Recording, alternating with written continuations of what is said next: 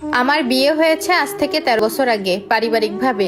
বিয়ের ঠিক পরের দিনই জানতে পারি আমার হাজবেন্ডের সাথে একজনের বিয়ের কথা হয়েছিল, কিন্তু বিয়েটা কোনো একটা ছোট্ট কারণে হয়নি। আস্তে আস্তে দেখি যে মেয়েটার সাথে ওর বিয়ের কথা হয়েছিল সেই মেয়েটা ওকে প্রতিদিন কল মেসেজ দিচ্ছে।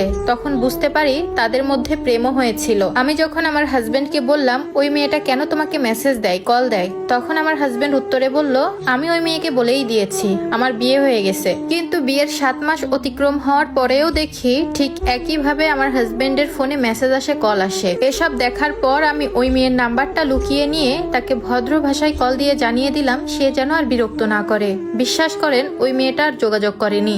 আমি ব্যাপারটা মেনে নিয়েই চলতে থাকি। কিন্তু খেয়াল করে দেখি বিয়ের পরে আমার হাজবেন্ড আমার সাথে তেমন রোমান্টিক না। আমার প্রতি বরাবরই তার ফিলিংস কম। বিয়ের পর যদি আমি নিজ থেকে কোথাও যেতে না চাইতাম সে কোথাও আমাকে নিজের ইচ্ছায় নিয়ে যেত না। এই 13 বছরে সে শুধু একবার আমায় কক্সবাজার নিয়ে গিয়েছিল। ভরণ পোষণ কিছুই দিত না, কারণ আমি জব করতাম। তার একটা বাজে অভ্যাস ছিল, কোনো কারণ ছাড়াই মাঝে মাঝে কথা বলা বন্ধ করে দিত। আর তার সাথে দুর্ব্যবহার তো আছেই।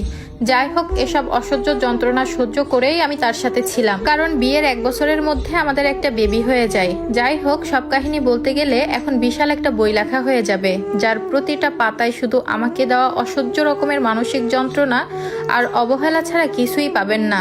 আমি এখন জব করি না, আর আমাদের এখন 2টা বেবি। ঠিক 2 বছর আগে ঘটনাক্রমে ওর ফেসবুক মেসেঞ্জারে তার সেই আগের গার্লফ্রেন্ড, মানে যার সাথে বিয়ে হওয়ার কথা ছিল, তার সাথে কিছু ঘনিষ্ঠ মেসেজ আমি দেখে ফেলি, যেগুলো আসলে মুখে বলাও সম্ভব না।